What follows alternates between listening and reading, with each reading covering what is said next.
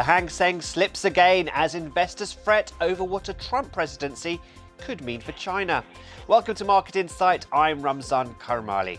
Hong Kong's main benchmark has declined 15% since the October peak and is poised to erase all gains made since Beijing unveiled a major stimulus package in late September. While the government has announced further support measures since then, investors have found them to be disappointing. They now seem to be focusing on US President-elect Donald Trump's cabinet picks and whether his China policy will be more hawkish than during his first term.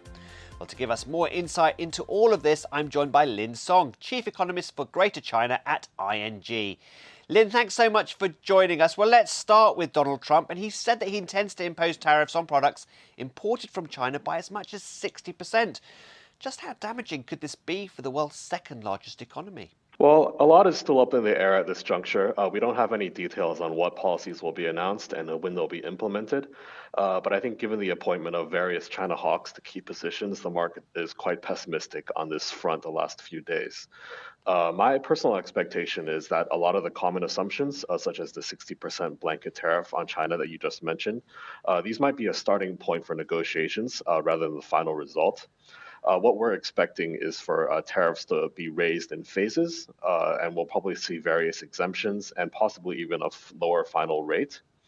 With that said, tariffs are obviously going to be a negative factor for the China outlook moving forward.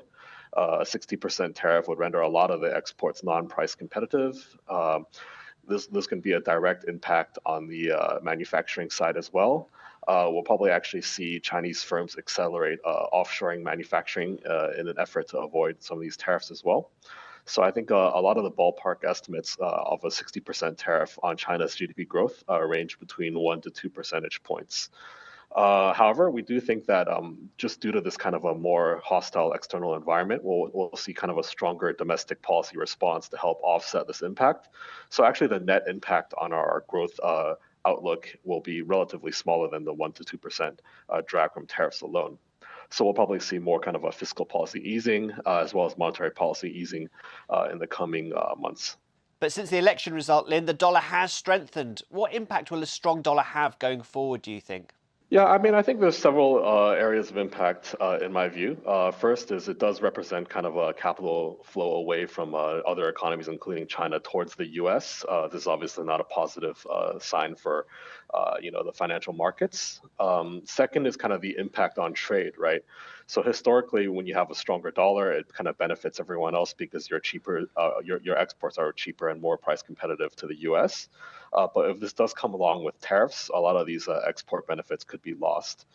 On the other hand, if you rely on imports from the U.S., you're going to face higher costs.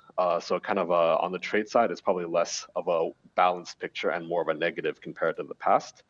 Thirdly, I think the U.S. dollar kind of denominated debt will also face higher servicing costs and add to the fiscal burden as well. Well, let's move on to the stimulus packages. And investors don't seem to be that impressed at the moment, especially after last week's announcement. Why do you think that is?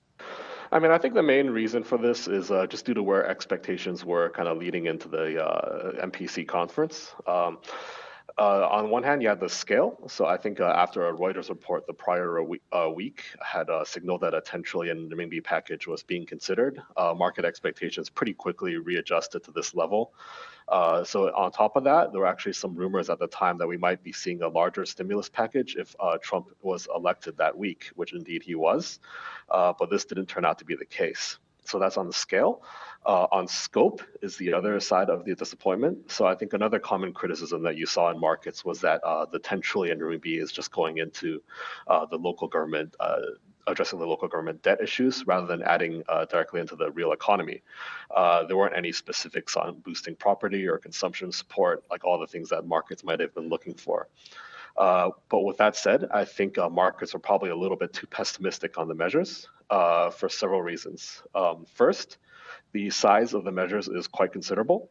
10 trillion RMB over 3 to 5 years translates roughly to 2.2% of the 2023 GDP per year. Secondly, while it's true that the 10 trillion RMB goes to the local government rather than directly into the real economy, it also kind of misses the point here, right? Because local governments are traditionally the ones responsible for executing fiscal stimulus, and kind of by alleviating their short-term pressure and opening up room for them to act, we'll see more kind of fiscal stimulus measures coming up in the coming weeks and months. So at the same conference, the Ministry of Finance signaled that we'll see a more forceful fiscal policy next year. And this could be announced as soon as December's economic work conference. So I think a lot of the moves that markets are wanting to see, such as supporting the property market and supporting consumption, these still will be rolled out next year as local governments have more freedom to operate. So overall, has this changed your mind on growth targets for next year? Well, our ING house view actually has the tariffs coming in no earlier than the third quarter of 2025 and potentially as late as the first quarter of 2026, as the kind of red wave outcome in the US gives Trump more room to operate on the domestic policy side. So if this is the case, I think the 2025 outlook won't be too substantively impacted. With that said, I think we've tuned down our 2026 outlook a little bit out of preemptive caution on a potential escalation of trade friction. And Lynn, on Friday, we get a slew of data out of China, everything from retail sales to the latest unemployment rate. What should we expect? I think given the economic data that we've seen so far for this month, we had pretty strong PMI data, we had pretty strong exports data. We're trending in the direction of a gradual recovery for the October data coming up. It won't be impacted too much by the recent developments in the fiscal stimulus on the Trump side, so it's just going to continue what we had in the last month, I think. Lin Song from ING, many thanks for your thoughts. And that's Market Insight. Don't forget you can watch more videos on Reuters.com.